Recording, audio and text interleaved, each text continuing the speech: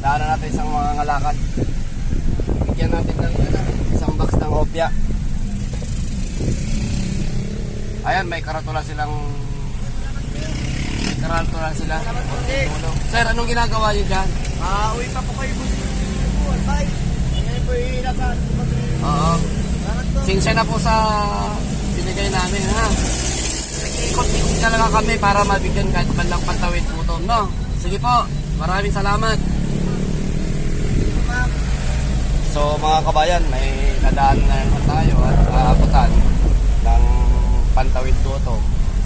Dahil kung mababasa nyo po ang signboard nila, kahit pagkain lang po. Kaya ang yung lingkod ay nag-abot ng kahit hopya man lang, isang box na hopya, para man lang maibsan ang nararamdaman nilang pangalam ng